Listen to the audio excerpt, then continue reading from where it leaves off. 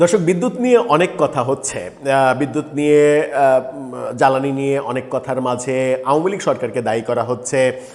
প্রধানমন্ত্রীর উপদেষ্টা পর্যন্ত বলছেন চোখ মুখ বন্ধ করে আওয়ামী লীগের উপরে দায় চাপানো যায়।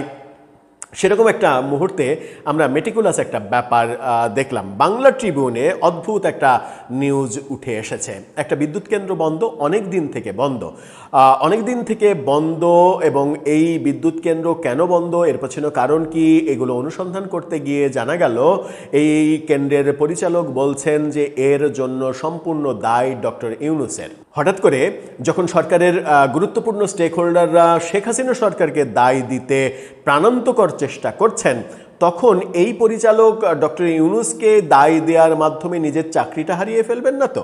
চলুন একটু এই মেটিকুলাস ব্যাপারটা বুঝে দেখি যে ইউনূসের দায়টা কোথায়, কিভাবে। থাকবেন পলিটিক্স টিভির নিয়মিত আয়োজনে।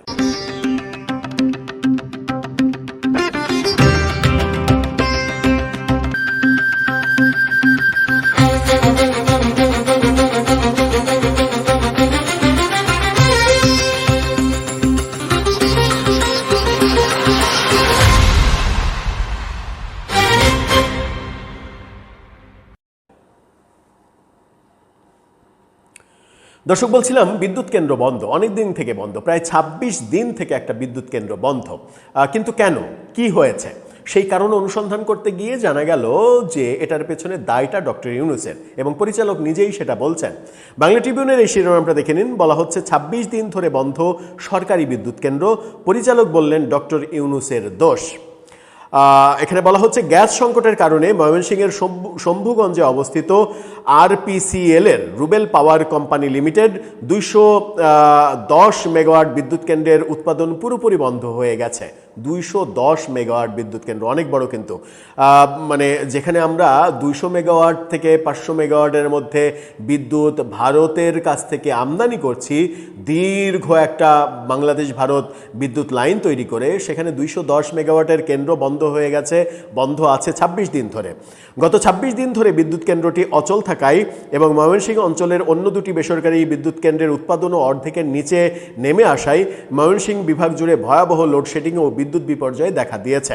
তবে এটিকে সাবেক অন্তর্বর্তী সরকারের প্রধান উপদেষ্টা ডক্টর ইউনূসের দোষ বলে মন্তব্য করেছেন ময়মনসিংহ আরপিসিএল এর ব্যবস্থাপনা পরিচালক AHM রাশেদ।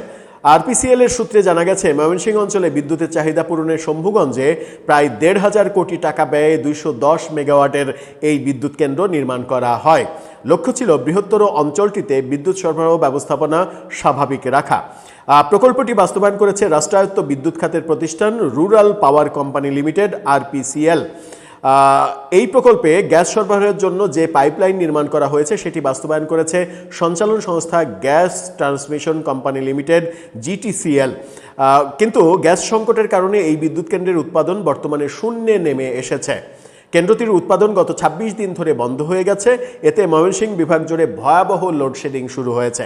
খোঁজ নিয়ে জানা যায়, ময়মনসিংহ অঞ্চলে ২১০ মেগাওয়াট বিদ্যুৎ কেন্দ্রটি নির্মাণ করা হয় মূলত ওই অঞ্চলে বিদ্যুতের চাহিদা পূরণে, সেই সঙ্গে এলাকাটি শিল্পাঞ্চলে রূপান্তরিত হবে এমন লক্ষ্যে ৯৭ সালে কেন্দ্রটি নির্মাণ করা হয়। তিন ধাপে এই প্রকল্পে প্রায় ১,৫০০ কোটি টাকা বিনিয়োগও করা হয়।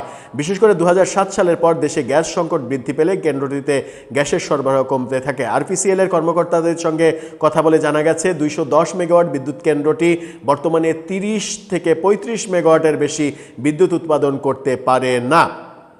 ২০২৩-২৪ অর্থ বছরে ২১০ মেগাওয়াট বিদ্যুৎ কেন্দ্র সঠিকভাবে কাজ চালাতে না পারলেও এটা একেবারে পুরোপুরি বন্ধ হয়ে যাওয়ার ব্যবস্থা হয়নি, কিন্তু এখন হয়েছে। এবং এই যে ব্যাপারটা হয়েছে, এই ব্যাপারটা ঘটানোর জন্য ডক্টর ইউনূস দায়ী, এমনটা বলছেন পরিচালক। আমরা জানি না কিভাবে ডক্টর ইউনূস দায়ী।